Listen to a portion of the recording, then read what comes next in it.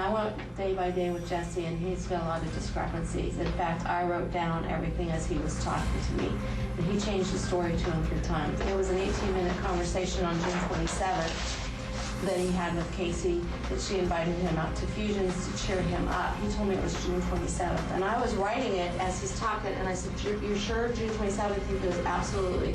It was that Friday that we went out." And I says, "Well, you talked to her for 18 minutes. Did you hear Caylee in the background? Did you talk about Caylee?" He goes, "Yeah, I asked her where she was, and she said she was with a babysitter at the beach." I'm Jane Velez-Mitchell in for Nancy Grace. More bombshell documents just released in the case of missing toddler Caylee that paint an increasingly disturbing picture of her mother. One shocking new tidbit. Documents show somebody using Cindy Anthony's computer, and Casey Anthony's login began visiting missing children's websites months before little Caylee vanished. Why? That is the big question. The phone lines have lit up. Let's go to Cheryl in Arkansas. Your question, ma'am. Yes. If you watch the body language of Casey Anthony, she's enjoying the bodyguards and the security, and she always cuts her eyes to the cameras. And why don't they pull the security and the bodyguards and let her sink herself? Well, you know, you raise a very important question. Let's go back to psychotherapist Leslie Austin. There has been a lot of talk of a battle between Casey and her mom, Cindy, over the affections of little Caylee. In other words, it would seem, looking at this, that Casey, the tot mom, was jealous that the little baby, her little child, was getting so much attention from her own mother. And so now she's the center of attention. Now everybody's looking at her. On some unconscious level, is that rewarding for her? Yes, I'm sure it is. When you have somebody who appears to be this narcissistic, veering into sociopathic tendencies, yes, they love the attention. They don't care if it's negative, because in their world, they're the center of the world and they love it. Now, I want to go, there's so many disturbing things that have popped up tonight that it's almost hard to keep track of them. But let me go to Nikki Pierce on this one, because this one is a stunner. On July 11th, somebody, very possibly Casey, downloaded onto Casey's laptop an icon from the deceased rapper Tupac Shakur. Excuse me on that one. Rappers aren't my strong point. Deceased rapper Tupac Shakur. And here is the quote. "You can spend minutes, hours, days, weeks, or even months over-analyzing a situation, trying to put the pieces together, justify what could have, would have happened. Or you can just leave the pieces on the floor and move the expletive on." Now, this is July 11th, before her mom calls the cops, but after her daughter is missing. That's correct. There were a couple of things that showed up on the computer that were a little disturbing. Another one. A little? Yeah, okay, a lot disturbing. Besides the Tupac lyrics, I believe she wrote a poem of her own that had the lines, "Everyone lies, everyone dies, life will never be easy," or something along those lines. So I know investigators are taking a close look at some of those things.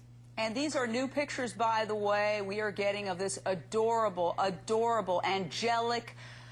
Oh, they just came in today, angelic pictures of this child. And it contrasts these gorgeous photos and this beautiful smiling face with some of the morbid focuses of her mother. And let's bring in Donald Schweitzer, former detective, on this one.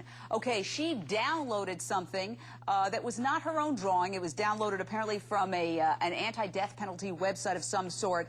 But it is a picture of a little girl next to a teddy bear who is hanging by a noose around its neck, along with the words, "Why do people kill people who kill people?" To show people that to kill people is bad. This is on July 8th, after Caylee went missing. Would you conclude she is worried about what happens to somebody in terms of punishment when you kill someone? Jane, I would conclude that, but then again, I'm using my common sense, something that we would ask the public and prospective jurors if she's ever brought to trial in this case. My biggest thing here is what's the dialogue between the police and the prosecutor at this point? This evidence seems to be so overwhelming at this point. What's going on over there at the DA's office? Yeah, I think it's a very good question. And George from Tennessee, what are your thoughts before we bring in the lawyers? Okay, I enjoy this program. What I'd like to know is the older gentleman there you see off and on that's holding little Caylee. I don't know if it's the great-grandfather or whatever it is. Has anyone ever questioned him? Does he know anything? Could he inject any information? All right. Now, Natisha Lance, correct me if I'm wrong, because there's so many details in this case, but I believe that's the great-grandfather of little Caylee, and she actually went to visit him on Father's Day, June 15th, which, of course, destroyed the whole timeline that Casey had offered, saying she had left this child with this mysterious Zanny babysitter on June 9th. That's Natisha. correct, Jane. And actually, yes, that's correct, Jane. And actually, they did interview the wife of the great-grandfather, who would be the great-grandmother, and she said that she was confused about the timeline at first, too. She thought it was the 8th, as Cindy Anthony had indicated earlier, but then she had some cards and things that Cindy had brought over, and she realized it was the 15th. She said that Cindy and Caylee came over after that visit. They had chili, and they had a great time. So she was confused about the timeline as well.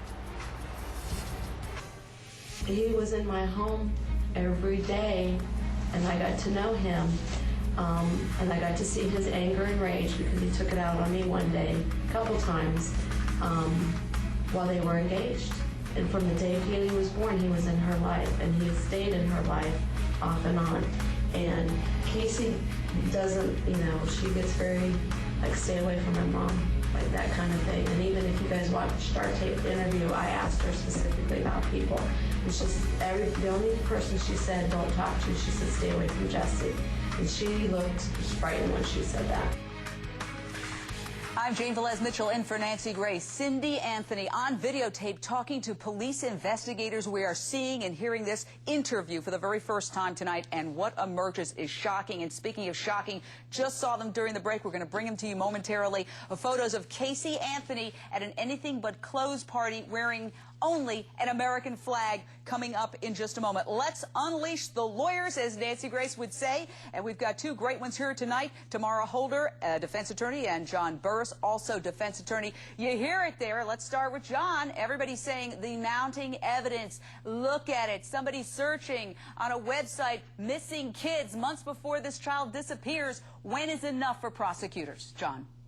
Well, apparently it's not enough as of yet, because the various pieces that you talked about do not necessarily point to her as a person who perpetrated the crime. You have a lot of disconnected pieces, but you don't have you don't have a body. That's number one. You don't have any admissions. You don't have any way to tie her to the particular crime.